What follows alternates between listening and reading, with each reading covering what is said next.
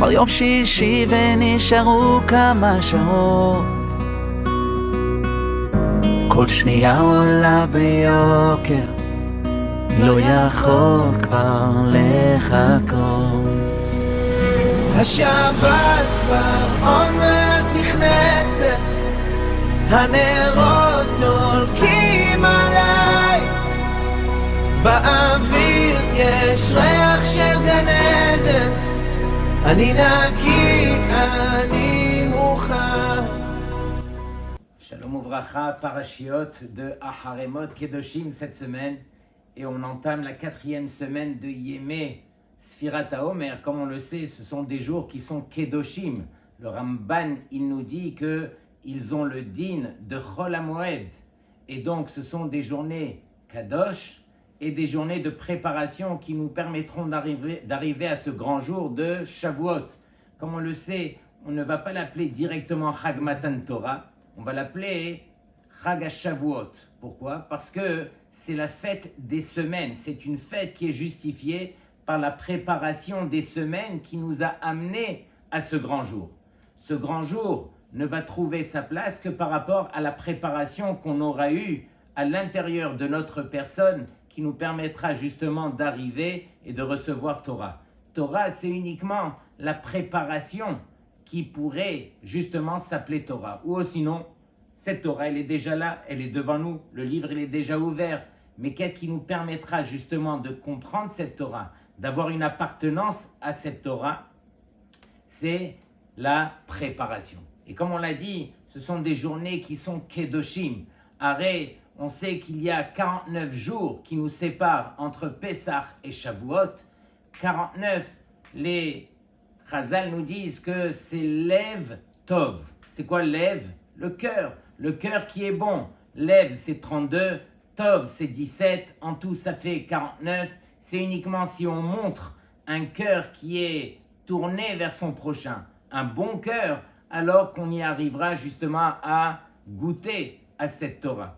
Et donc, c'est pas par hasard que justement pendant cette période, les Talmidei Rabbi Akiva sont tous niftarim pendant cette période. Et la Gemara, elle donne même la raison, Kevan shelo naagu kavod ze bazé, parce qu'ils n'ont pas eu assez de kavod l'un envers l'autre. Et donc, bien sûr, c'était à leur niveau, puisque eux étaient les Talmidim de Rabbi Akiva. Et Rabbi Akiva, comme on va le voir tout de suite dans le Rashi, il nous dit que le Klal Gadol Batorah, la règle générale de cette Torah, c'est justement Ve'ahavta l'ereacha kamocha. Et donc du fait que ces Talmidim, ils n'ont pas été à la hauteur dans les moindres détails de ce que Rabbi Akiva leur enseignait, alors malheureusement, ils ont été punis. Et de quelle façon, Rabotai? Et donc nous, on va essayer à notre petit niveau, au moins d'essayer de réparer ce qu'on peut réparer. Première question que je partage avec vous, comment se fait-il que justement cette mitzvah, qui est une des mitzvot les plus, on va dire, les plus élémentaires de la Torah, les plus spéciales de la Torah, puisque Rabbi Akiva la considère comme Klal Gadol, comment se fait-il qu'il soit écrit Ve'ahavta l'ereacha kamocha? Normalement, le terme qu'on connaît, c'est Ve'ahavta lechavercha. Chavercha, c'est ton ami. Ou bien Yedidecha, celui que tu aimes. C'est quoi Re'acha? C'est quoi ce terme de Re'acha? On sait qu'à l'intérieur, il y a le mot Ra. Ra, c'est qui? Même celui qui te fait du mal, Akadosh Baruch Hu, il te demande d'apprendre à l'aimer. Et donc, le Khatam Sofer, lui, nous dit, c'est quoi ce langage de Re'acha? J'ai écrit les mots du Khatam Sofer dans Parashat Bamidbar, il dit comme ça. En ahava, il n'y a pas d'amour, kemo ahava sheba ahare asin'a ve'amachloket. Il n'y a pas d'amour qui se ressent encore mieux que celui qui vient tout de suite après une haine ou bien une discorde, mais qu'on a fait la paix, qu'on s'est réconcilié. À partir de là, la ahava qu'on va éprouver, c'est une ahava qui est gigantesque. Pourquoi? Parce qu'on sait travailler. Et donc c'est ça, ve'ahavta l'ereacha kamocha. On ne va pas justement aimer celui qu'on aime, il n'y aura pas d'ordre de la Torah pour ce genre de choses. Par contre, Akadosh Baruch Hu, il nous demande de faire l'effort lorsque on a un différend avec son prochain, qu'on apprenne justement à l'aimer. Arrête, il y a une grande preuve dans la Torah. Il est écrit que les Béné Israël, c'est uniquement lorsque ils ont fâché Akadosh Baruch Hu. Dans quel cas? Dans le cas du Chet HaEgel, et qu'ils ont obtenu le pardon. Akadosh Baruch Hu, quelque part, s'est réconcilié avec eux. C'est là qu'il leur a donné l'ordre de construire le Mishkan. Et dans le Mishkan, comme on le sait, Akadosh Baruch Hu va résider. Et donc, cette proximité, on l'a obtenue qu'une seule fois après la machloket, quelque part, la sin'a, toutes ces choses qu'il y a eu entre nous et Akadosh Baruch Hu. Lorsqu'il y a la réconciliation, alors on peut arriver à quelque chose qui va s'appeler Ahava. Et Rabotai, lorsque j'ouvre la Torah, alors cette Torah n'est pas là uniquement pour nous citer des halachot, puisqu'on le sait, dans cette belle paracha, il y a plus de 53 mitzvot. Mais cette Torah, elle est là avant tout pour nous éduquer, pour nous construire de l'intérieur, pour qu'on puisse arriver justement à des résultats. Et lorsqu'on parle de Ve'ahavta l'ereacha kamocha, alors regardez bien. Le verset, lui, il commence par Lotisna et achicha bilvavecha. Tu n'auras pas le droit de haïr ton frère dans ton cœur. Si la Torah, elle te dit, tu n'auras pas le droit de haïr, c'est que quelque part, il s'agit ici de quelqu'un sur lequel il serait justifié de le haïr. Par exemple, Réhouven, au travail, un ami, un collègue, il vient et il parle mal de nous auprès du patron. Mais il le fait avec tellement d'entrain et il est tellement convaincant dans ses propos que le patron finit par nous convoquer. Et Réhouven l'a fait même plusieurs fois. Le patron nous appelle et il finit par nous renvoyer. Mais c'est complètement gratuit. Et donc à partir de là, est-ce qu'il serait justifié de haïr Réhouven? Il a fait quelque chose de terrible. Sur cela, la Torah nous dit « Lotisna et achicha ». Et la Torah va même rajouter « Bilvavecha », même dans ton cœur, tu n'auras pas le droit de le haïr. Mais comment est-ce que je peux m'en sortir? Je ne suis pas un ange. Et donc il m'a fait quelque chose de terrible, qu'est-ce que je peux faire? Et donc la Torah, elle te donne la solution « Hocheach tochiach et amitecha ».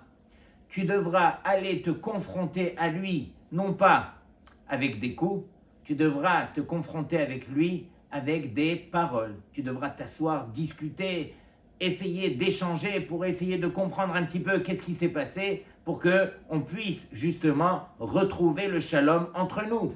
Et même ça, la Torah rajoute « Velotissa à la frette », tu n'auras pas le droit de lui faire honte quand tu vas venir pour justement lui rentrer dedans, lui parler, te justifier, etc. Donc regardez quelle maîtrise la Torah, elle nous demande d'avoir. Et pourquoi? Parce que le grand klal derrière toute cette Torah, justement, c'est la Kedusha, comme on va l'expliquer, et quelqu'un qui est ma'amin, qui a justement cette foi que tout vient d'Hachem. Cette personne, c'est vrai qu'il m'a fait du mal, mais c'est Hachem qui lui a permis de me faire du mal. Et si ce mal ne me revenait pas, alors jamais Hachem ne me l'aurait envoyé. Tout ce que Hachem nous envoie, c'est pour notre bien. Même ce mal, alors on doit essayer, en tout cas on doit s'éduquer à arriver au niveau de le considérer comme un bien. Il y a une machloquette entre les Rishonim, lorsque il y a un mal dans notre vie, est-ce qu'on peut l'appeler du mal, mais c'est pour notre bien, ou bien non, on n'a pas le droit de l'appeler du mal, ça s'appelle du bien. C'est deux niveaux justement de Emouna sur lequel il y a une discussion parmi les Rishonim. Je continue, la Torah nous dit plus que cela, lotikom velotitor et bene amecha. Tu n'auras pas le droit ni de garder rancune, ni de porter vengeance contre lui. Et ensuite, une fois que tu as travaillé tout cela, là tu peux arriver au verset Ve'ahavta l'ereacha kamocha. Tu aimeras ton prochain comme toi-même. Mais malheureusement, il y en a peu qui savent qu'il y a deux autres mots qui viennent compléter ce verset. Ani Hashem, le verset vient se terminer en disant Ani Hashem, c'est moi Hashem qui justement t'a envoyé telle et telle personne qui a pu, justement avec qui tu as eu un différend. C'est moi Hashem qui te demande de ne pas le haïr, de ne pas te venger, d'apprendre à lui parler, d'apprendre à te rapprocher de lui pour trouver le shalom même lorsque c'est compliqué et difficile et pénible. Et Ani Hashem, parce que c'est moi qui t'envoie tout cela, et donc Akadosh Baruch Hu, lui, il sait que la raison qui nous permettrait à tous de nous rapprocher d'Hashem, c'est Ve'ahavta l'ereacha kamocha. La preuve en est, Rabotai, c'est que comment est-ce que Rabbi Akiva peut dire que toute cette Torah, elle est basée sur le klal gadol de Ve'ahavta l'ereacha kamocha. Arrête, cette mitzvah, c'est une mitzvah qui est Ben Adam, la Hadero. Où se trouve le reste des autres mitzvot? Ben Adam, la Makom, Shabbat, Kashrut, etc. Comment est-ce que je peux faire rentrer les mitzvot de Ben Adam, la Makom dans Ve'ahavta l'ereacha kamocha? Sur cela, alors Rabbi Akiva nous dit, mais non, le seul moyen, le seul chemin qui te permettrait réellement de te tourner vers Hachem pour respecter, par exemple, le Shabbat, Kashrut, toutes les mitzvot d'Hachem, Ben Adam Lamakom, c'est uniquement si tu sais te rapprocher de ton prochain de la juste façon. Ve'ahavta l'ereacha kamocha. Et donc, Rabotai, le vrai travail avant tout, c'est de travailler son cœur. Comment se fait-il que la Torah puisse nous demander une chose pareille? On sait que l'homme, il s'aime à lui-même, puisque depuis qu'il est né, alors il ne voit et il ne recherche que son intérêt. L'homme, par sa nature, il est profondément égoïste. Il n'y a que lui qui existe sur terre. Et donc, la Torah va lui dire, mais non, apprends à te détacher de ta personne pour te tourner vers l'autre et apprends à l'aimer comme tu t'aimes toi-même. Et donc, on demande à la Torah, mais tu m'en demandes trop. Comment est-ce que je peux faire pour aimer comme je m'aime moi-même, je vais aimer mon prochain? Sur cela, alors, il y a une discussion. Plusieurs sont ceux qui disent que finalement, on ne pourra pas aimer son prochain comme on s'aime soi-même. Le Ramban, un des grands Rishonim, nous disent que c'est mission impossible. Par contre, alors comment on va traduire Ve'ahavta l'ereacha kamocha? Tu dois apprendre justement à te réjouir lorsque il y a ton ami, ton prochain qui a reçu une simcha, qui a reçu une raison de se réjouir. Tu dois apprendre à te réjouir avec lui. Lorsque malheureusement ton prochain, il a reçu un coup dur, une mauvaise nouvelle, tu dois apprendre justement à compatir avec lui, à aller partager sa peine. Rabotai, ça c'est chacun d'entre nous à ce niveau de pouvoir justement se tourner vers l'autre et apprendre à se réjouir ou bien s'attrister pour les choses qui concernent son prochain. Il est vrai que de manière générale, imaginez dans une classe, imaginez des élèves dans une classe. Ils ont fait un examen et finalement le prof va rendre les notes. Il rend ta note qui est un 15 sur 20. C'est une assez bonne note. Mais toi, dans ta tête, alors tu attends de voir est-ce que ton ami, ton bon ami, est-ce qu'il va avoir mieux que toi ou pas? Et donc dans ta tête, déjà, tu es en train de te tirailler. J'espère qu'il n'aura pas mieux que moi. Et finalement, le prof lui rend et il a eu 15,5. Ne serait-ce qu'un demi-point de plus que toi. Même sur cela, alors à l'intérieur de toi, tu le jalouses, tu as du mal. Pourquoi est-ce que Rabotai, on a plus justement de mal à se réjouir de la réussite de son prochain que malheureusement les défaites, les problèmes qu'il y a chez son prochain? Parce qu'on a justement ce travail à fournir qui est d'apprendre à réaliser que, au contraire, ce que mon prochain a eu, c'est ce que Hachem lui a accordé et je dois apprendre à aimer et à partager ce qu'il y a de bien chez mon ami. C'est ça, quelque part, le Ve'ahavta l'ereacha kamocha qui est à notre portée et qu'on se doit justement de travailler. On raconte une fois que le Rav Chaim Kanievski, regardez bien un exemple de Ve'ahavta l'ereacha kamocha, un jeune garçon de l'âge de la bar mitzvah, il a travaillé très fort pour apprendre toute ma Sechet Megillah. Et il dit à son père, s'il te plaît papa, emmène-moi chez Rav Chaim pour qu'il m'interroge sur ma Sechet Megillah. Et donc, ils font la queue jusqu'à ce qu'ils arrivent à leur tour. Et là, alors, le petit se retourne vers le Gadol Hador et lui dit, Kvod Harav, j'ai appris ma Sechet Megillah pour ma bar mitzvah.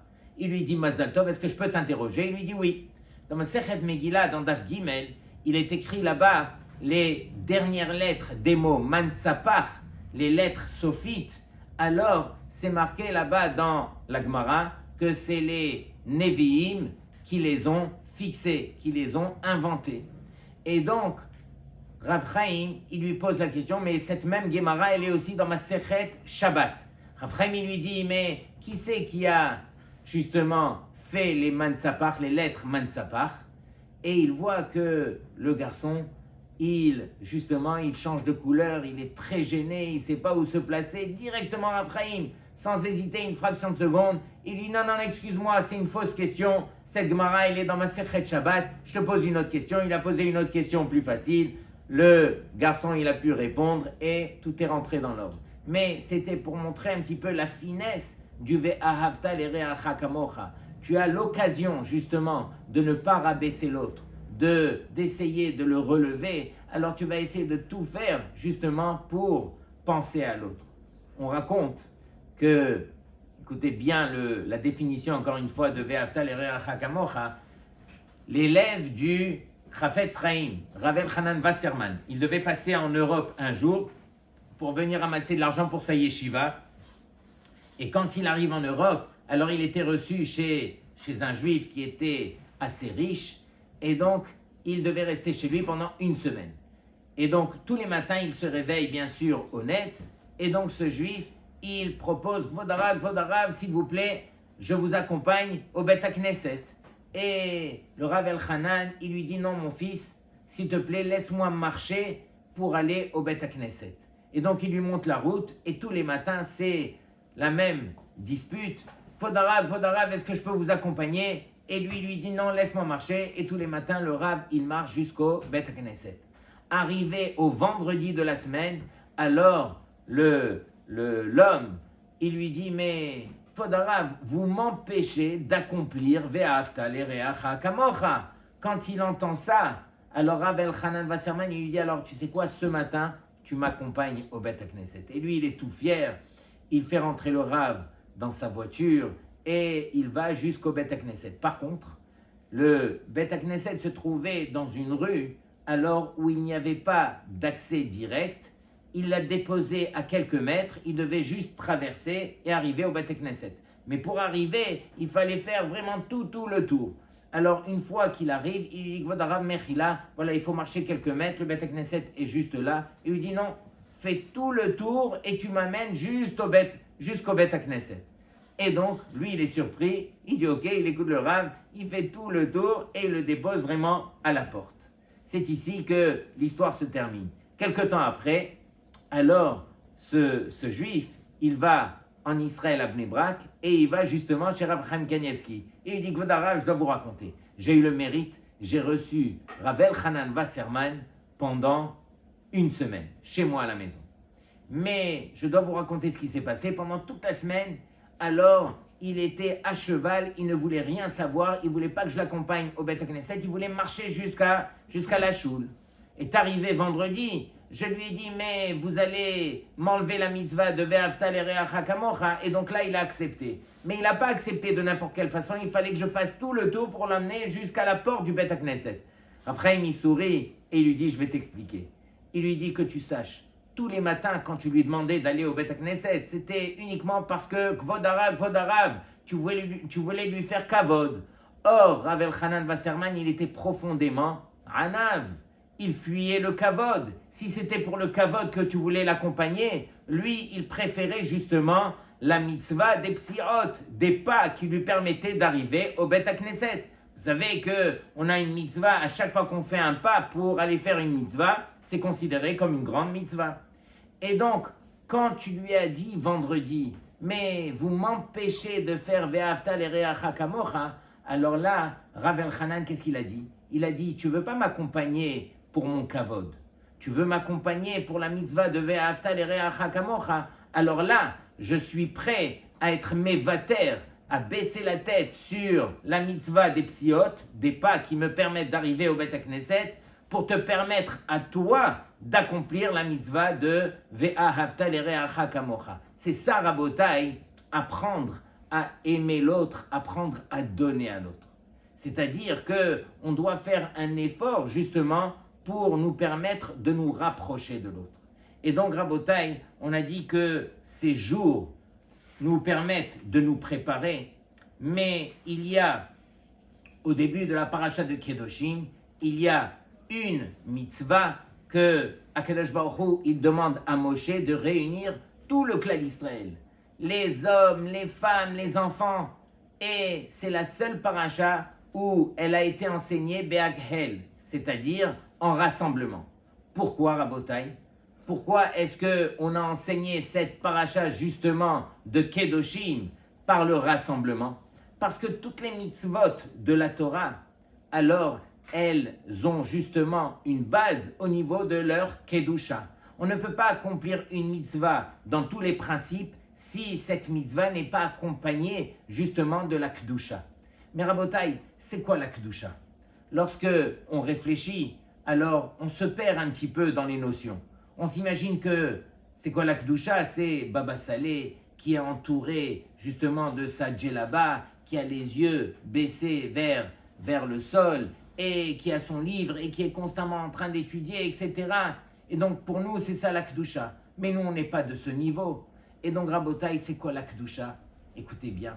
Peut-être que dans notre définition, je vais donner une définition qui est un petit peu vulgaire, mais c'est juste pour qu'on palpe un petit peu c'est quoi la Kedusha.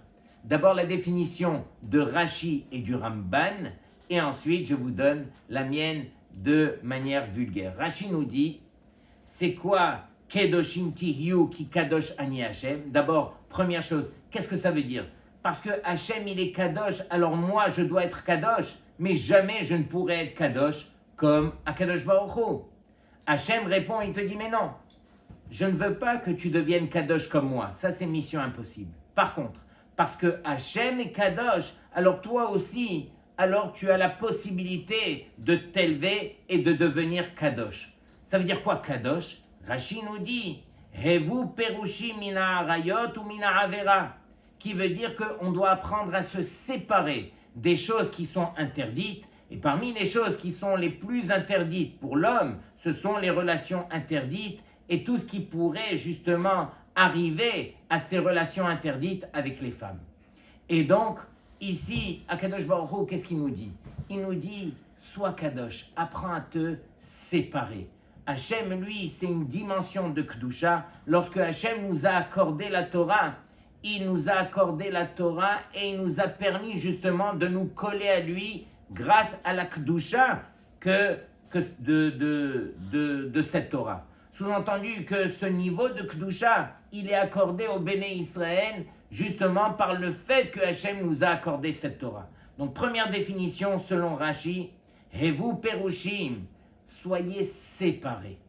Et il est vrai, Rabotai, que le Ramban, lui, il vient et il est cholek, il contredit Rashi. Il dit, mais je n'ai pas besoin d'apprendre cette définition dans Kedoshim, puisqu'on la retrouve à la fin de Acharemot. À la fin de Acharemot, on voit dans le Shevi'i de Acharemot, c'est la paracha qu'on lit justement le Mincha de Yom Kippourim, ce sont les mariages interdits, les mariages en famille interdits, et donc là-bas dans cette paracha, on parle déjà des relations interdites avec les femmes. Donc tu n'as pas besoin de revenir dans la paracha de Kedoshim pour me le répéter. Et donc le Ramban, lui, il a une autre définition. C'est quoi Kedoshim selon le Ramban? Alors, le Ramban, il nous dit que tu dois apprendre à te séparer. Kadesh atzmecha bemutarlach. Tu dois apprendre à te séparer même des choses qui te sont permises. pas uniquement des choses qui sont interdites, ça on l'a déjà appris dans Parashat Aharemot, mais même des choses qui te sont permises. Akadosh Baruch Hu, il te demande de te séparer. Par exemple, quelqu'un aime le fondant au chocolat, il en a mangé un premier, un deuxième, un troisième, le quatrième, il va le manger uniquement par pure gourmandise. Sur cela, Akadosh Baruch Hu, il te dit, sépare-toi. Kadesh atzmecha bemutarlach. Arrête ce fondant au chocolat, il est cachère avec le tampon du badatz. Même sur cela, Hachem, il te demande de te séparer. Et ça, c'est vrai dans tous les cas de figure, dans toutes les choses qu'on aime faire. Hachem, il te demande de ne pas trop te coller et t'associer justement aux plaisirs qui sont là dans ce monde-ci. On doit apprendre à se détacher, on a le droit d'en profiter, mais à sa juste mesure. Et donc, la définition vulgaire que je voulais partager avec vous, c'est quoi Kedoshim Tihiyu? Akadosh Baruch Hu, s'il pouvait descendre et prendre votre smartphone et témoigner que votre smartphone, il est cachère, ça veut dire quoi? Qu'il n'y a que des choses qui sont tolérées d'après la Torah, alors là, vous pouvez vous appeler Kedoshim Tihiyu. Mais pour celui qui utilise, que ce soit un smartphone, Internet, de n'importe quelle façon, tout ce qui peut tourner à toutes ces choses-là qui font trébucher l'homme, alors malheureusement, on est loin de cette mitzvah de Kedoshim. Et Akadosh Baruch Hu, il te dit, mais non, mais je l'ai enseigné Be'akhel, en rassemblement, parce que la base de toutes les mitzvot, elles ont une base de Kedoshim. On est obligé, Rabotai, si on ne veut pas ressembler ni s'associer au Goïm, on se doit de garder notre noblesse, et notre noblesse s'appelle Kedoshim Tihiyu. Donc imaginez, Rabotai, qu'on est dans cette belle période où on se prépare, comme on l'a dit, et les élèves de Rabbi Akiva, qui étaient des géants en Torah, Akadosh Baruch Hu a préféré mettre cette Torah de ces géants de côté, puisqu'on a perdu cette Torah. Il a préféré mettre cette Torah de côté pour avoir une Torah de Midot qui en valait la peine. Ça ne valait pas la peine de transmettre une Torah où entre eux, il y avait un manque au niveau des Midot. Et donc Hachem nous dit, si je t'ai enseigné Ve'afta l'ereacha kamocha, c'est justement pour que tu puisses apprendre à te travailler, à te rapprocher de ton prochain, pour que grâce à cela, tu pourras justement te rapprocher d'Hachem et recevoir la Torah comme il se doit le jour de Shavuot. Rabotai, qu'on puisse travailler comme il se doit. Shabbat Shalom Lekulchem.